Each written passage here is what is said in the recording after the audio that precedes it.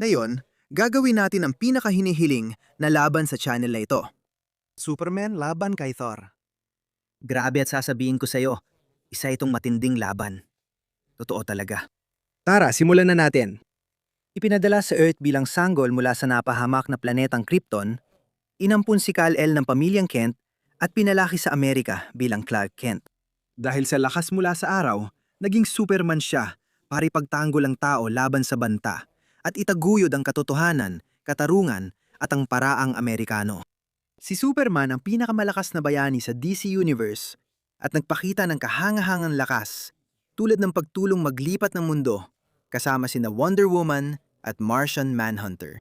Nakahawak siya ng maliit na itim na butas, nakasira ng buwan, nawala ng malay dahil sa pagsabog at natalo sina Darkseid at Doomsday. Kaya ni Superman gumalaw ng mas mabilis sa liwanag.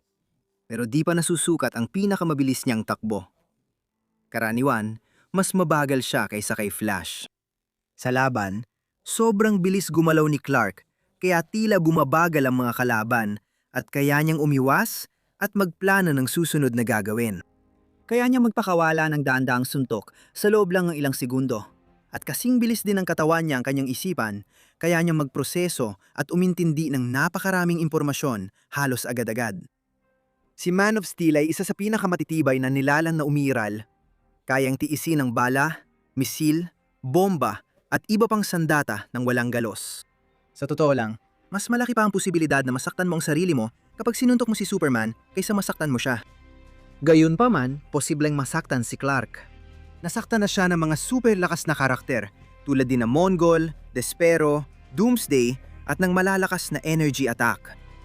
May walang hanggang stamina si Superman kapag na-expose sa radyasyon ng dilaw na araw at naglalabas ang katawan niya ng gravitational field. Hayaan niyang labanan ng gravity at lumipad ng mas mabilis sa liwanag. Si Kal-El ay may kakayahang sumipsip ng malaking dami ng hangin sa kanyang mga baga at pagkatapos ay lumika ng malalakas na bugso ng hangin gamit ito.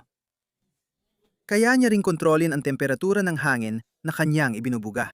May kakayahan din si Superman na gawing sinag ng thermal energy ang nakaimbak na solar energy sa kanyang katawan na maaari umabot sa init na kasing init ng mga bituin.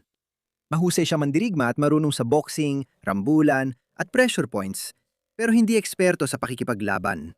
Madalas siyang umaasa sa kakaiba niyang kapangyarihan para manalo. Sa kabila, naroon si Thor, ang Asgardian Diyos ng kulog, anak ni Odin, All-Father ng Asgard, at ng Diyosa ng lupa na si Gaia. Pinag-isa ang lakas ng dalawang mundo. Si Thor marahil ang pinakamalakas na tagapagtanggol ng mga ito. Hawak ang makapangyarihan at mahiwagang Uruhammer Mjolnir. Si Thor ay pinakamalakas na mandirigma ng Asgard. Isa sa mga nagtatag ng Avengers at isa sa pinakamakapangyarihang nilalang sa mundo. Si Thor ngayon ang pinakamalakas sa mga Diyos ng Asgard at ang kanyang lakas ay itinuturing na walang hangganan. Ang lakas niya ay parang kay Hulk at Hercules. Hayaan niya sirain ang mga planeta gamit ang lakas ng suntok niya. At natalo pa ang Midgard Serpent na mas malaki at mabigat kaysa daigdig. Si Thor ay isa sa pinakamatitibay na bayani sa Marvel at nakayanan niya ang mga atake ni Hulk, mga suntok na wasak planeta, at energy blast mula sa mga Celestial at kay Odin. Oo, matibay talaga siya. Hayang mabuhay ni Thor ng matagal, kahit walang pagkain, tubig o tulog. At minsan, lumaban siya sa mga higanteng yelo ng 9 na buwang tuloy-tuloy. Isa siya sa pinakamagaling at batikang mandirigma sa Marvel Universe. Bihasa sa laban ng mano-mano, bagaman madalas siyang gumamit ng istilong suntukan. Isa rin siyang eksperto sa paggamit ng iba't ibang sandata, at ang pinakakilalang sandata niya ay ang Mjolnir. Bukod pa sa halatang gamit ng martilyo na pambugbog at kaya pang wasakin ng mga bundok at planeta, maraming kakayahan ng Mjolnir. Hayang kontrolin ni Thor ang panahon at kaya niyang baguhin ito sa antas ng buong planeta. Kaya rin niya magpalabas ng mga bagyong may kidlat, malalakas na hangin, buhawi, malalaking alon, mga blizzard at lindol. Nakagawa pa nga siya ng mga kakaibang bagay tulad ng pagpapaulan ng apoy. Hindi likas na marunong lumipad si Thor, pero kapag pinaikot niya si Mjolnir ng mas mabilis pa sa liwanag, nakakayanin lumipad. Kayang manipulahin ni Thor ang materya sa malawak na antas at may kakayahan siyang baguhin ang mga elemento. Hayaan niyang maging invisible at untouchable at kayang lumika ang Mjolnir ng mga force field na halos hindi matagos. Hayang sumipsip at maglabas ng energy blast ni Thor gamit ang Mjolnir. Kahit hindi pa nagpapakawalan ng energy blast ang kalaban dahil diretsyo niya itong nakukuha mula sa katawan nila. Ang God Blast ang pinakamalakas na atake ni Thor. Pinatay nito ang Midgard Serpent at nasugatan si Galactus. Sino kaya ang mananalo? Sige, himayin natin. Isa ito sa pinaka-pinagdedebatehang paksa sa comics. At ilang dekada ng pinagtatalunan. At ang totoo, bawat isa ay may kanya-kanyang opinyon tungkol dito. At ito ay talaga namang opinyon ko lang. Pero susubukan kong suportahan ito gamit ang mas maraming katotohanan hanggat maaari. Alam ko naglaban na sila dati sa crossover at si Clark ang nanalo. Pero hindi naman canon ng mga crossover. Malamang na pagdesisyonan na ng DC at Marvel na si Superman ang mananalo dahil mas sikat si Clark. Sa tingin ko, magkapantay lang sa lakas sina Thor at Superman. Sabi ng iba, mas malakas si Superman, pero kaya ni Thor sirain ang planeta sa suntok at buhatin ang Midgard Serpent na mas mabigat pa sa mundo. Kaya di madaling sabihing pantay lang sila. Halos magkapantay din sila pagdating sa tibay. Pero ang kaibahan lang ay mas mabilis si Silverman kaysa kay Thor. Ang tanong, gaano nga ba siya kabilis? Kaya malinaw-malinaw na kayang lampasan ni Clark ang bilis ng liwanag at madali ning nabibigla at natatamaan ng mga kalaban dahil sa bilis niya. Pero kadalasan hindi siya gumagamit ng bilis na mas mataas pa sa nakita na ni Thor. Halimbawa, hindi naman mas mabilis si Superman sa pangkalahatan kina Silver Surfer, Hyperion, Sentry at Gladiator. Lalahat ay nakalaban na rin ni Thor. Kahit mas mabilis si Superman kaysa kay Thor, hindi ko tingin na ito ang magiging mapagpapasyang salik tulad ng sabi ng iba. Habang tumatagal ang laban, magsisimula ng gamitin ni Clark ang kanyang bilis at makakatama siya ng maraming beses kay Thor. Ganyan talaga siya. Pero marami namang paraan si Thor para makasabay doon. Una, mas mataas ang lakas niya sa atake. Isa siya sa may pinakamalakas na sandata sa mundo.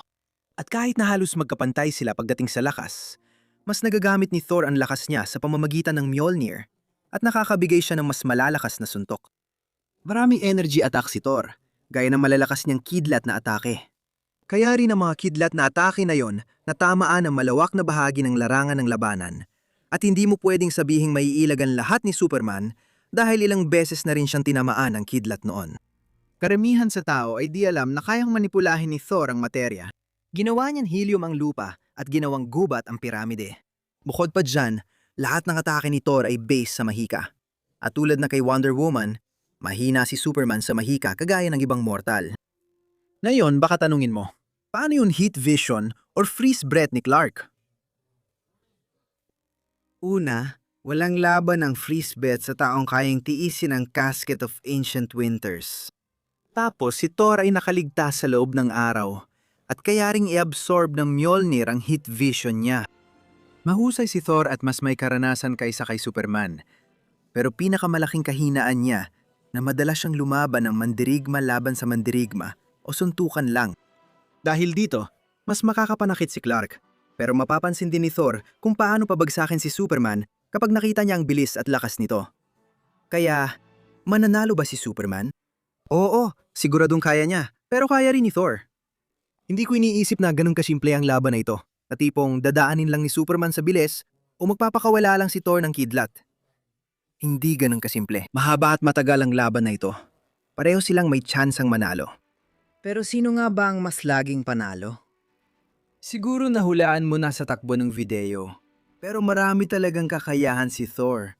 At kung tama niya magagamit, siya ang mananalo. Sa tingin ko, si Thor ang nanalo bilang Diyos ng kulog. Pero ano sa tingin nyo? Gusto mo marinig ang inyong mga opinyon kaya mag-comment lang kayo sa ibaba. Pindutin ang subscribe button para sa mga video na ganito tuwing linggo.